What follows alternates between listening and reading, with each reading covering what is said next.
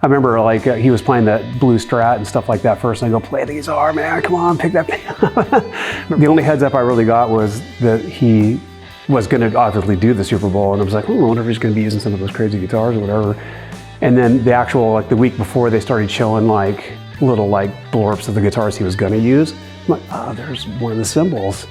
Interesting. Wow, and he did play it. I was like, that was crazy. That was kind of surreal. That show was dynamite too. He did such a good job. Yeah.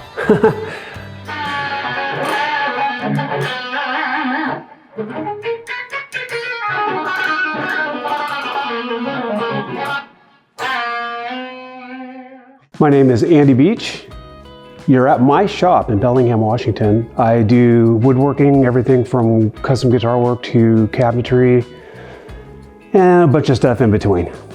Well, I grew up here, not far from here, about 26 miles east. It was a long ways to drive when you don't have a car to go get things to work on your guitars.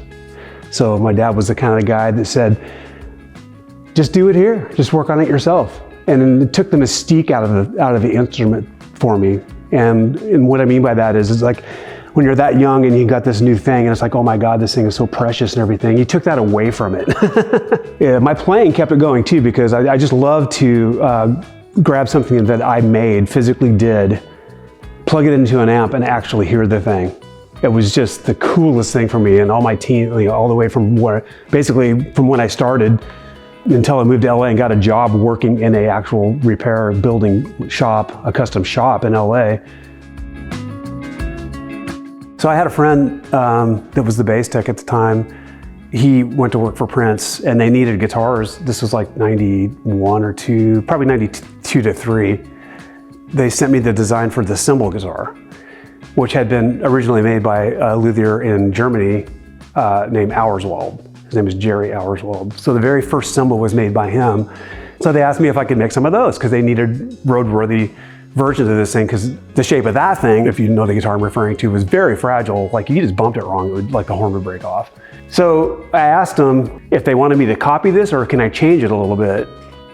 And they said, well, what do you want to do? What would be the best for you? I go, well, I want to change it a little bit because I don't want it to be exactly like his. So the first order for the cymbal, I did 1, and then eventually made parts and things for 4 total cymbals.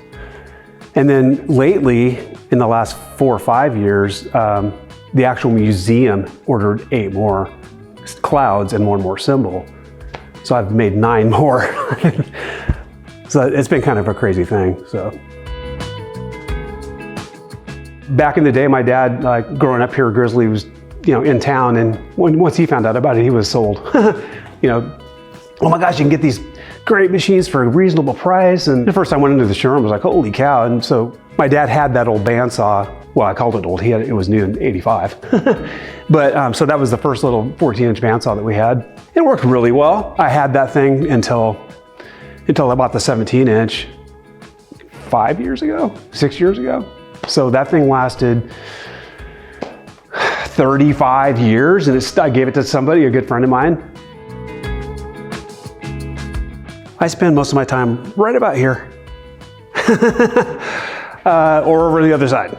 It's changed the dynamic of everything I do and how I approach making parts. And again, it feels like an extension of what my vision is for everything from guitars to cabinets, and how I approach making cabinetry and cabinet boxes and parts and drilling holes for shelves and just crazy stuff that used to be so mundane and boring. And it's those little things that kind of raise the bar on your own version of what's happening, in my opinion. There's a ton of radiuses and tight corners and edges and all that kinds of stuff on guitars, and nobody likes to sand. I mean, you sit around and you're doing this all day. This oscillating sander takes a lot of that away. It doesn't leave scratches because of the oscillating motion that it does. It gets into tight areas down to a 1/2-inch spindle. And it's just a huge time saver. It makes sanding fun again. Is that right? No, it doesn't. It's still not fun, but at least it does a nice job. Pretty much everything gets run through this thing at one point or another. as far as a guitar goes. You have your rough stock, you want to cut down to more nominal sizes, for example, like, you know, if you have a big chunk of wood that has like defects in it and stuff, you use it to cut around the defects, neck profiles, body profiles. So there's not much that doesn't go past this thing. So I started thinking, why don't I use this lathe? I've had this lathe since, I don't know, mid-2000s. By the inspiration of that CNC, why don't I make my own CNC? And so kind of looking at that thing going, well, it's just this and that. And I got some stepper motors and made a fixture that this thing fits in, and it gets all clamped in there. So this thing spins, super strong. This thing goes down there and it carves this neck in about 2 minutes. Well, there's a bunch of reasons why I would recommend Grizzly. It starts with the customer service. It ends up with you getting the machine for a reasonable price. But you can get a lot of things going quickly and not spend a ton of money, and then eventually keep upgrading, which matters because as you grow, they're growing as well. You can keep up with the process. They have a bunch of different price ranges. They have a bunch of different styles. That's why I would recommend Grizzly, because you're gonna get a big bang for your buck.